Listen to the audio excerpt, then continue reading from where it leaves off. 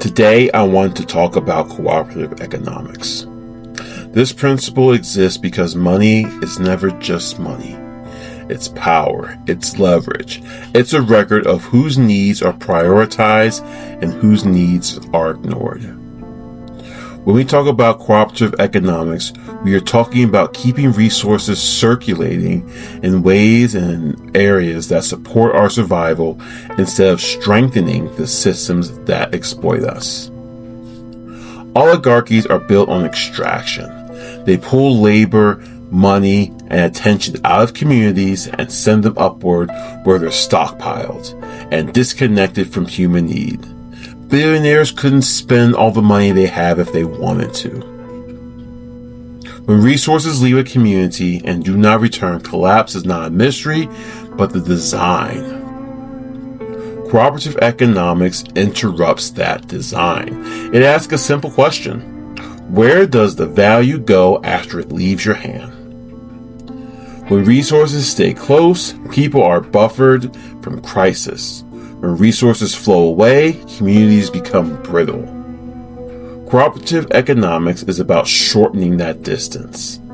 And this can look big. It can look like boycotts that deny resources to corporations that exploit workers or have racist policies.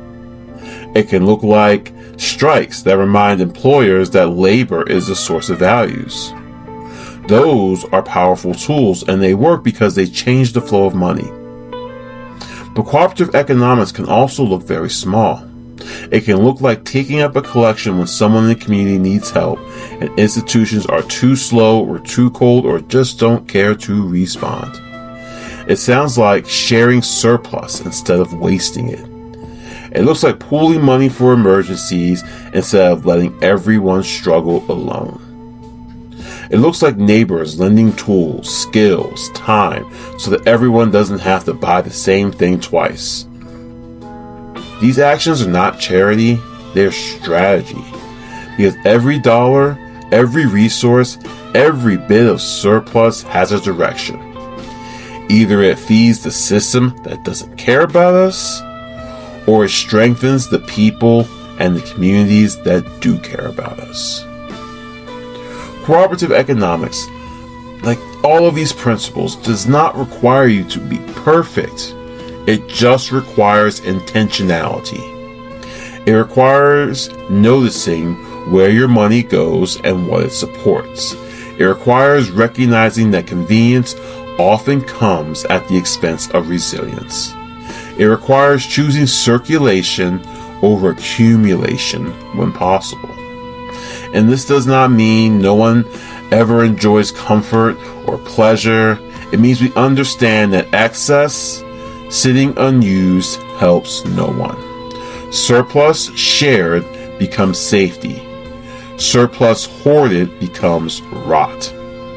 This is why systems of concentrated wealth discourage cooperation. Again, they want people isolated, managing risk alone, and dependent on institutions that can profit from insecurity. Cooperative economics offers another option. It says we can reduce harm by supporting each other directly. It says that we can build buffers that make crises less devastating. It says we don't have to wait for permission to take care of our own. Pay attention to where your resources flow. Interrupt extraction where you can. Support local circulation where it helps people breathe. Share what you have before it goes to waste. Contribute when someone needs help. Pool resources instead of letting people struggle alone. None of this will topple the oligarchy overnight, but it will weaken it. And when enough people choose circulation over extraction, cooperation over isolation, the system starts to feel the pressure. That's cooperative economics. Not perfect, not pure, but powerful when practiced together.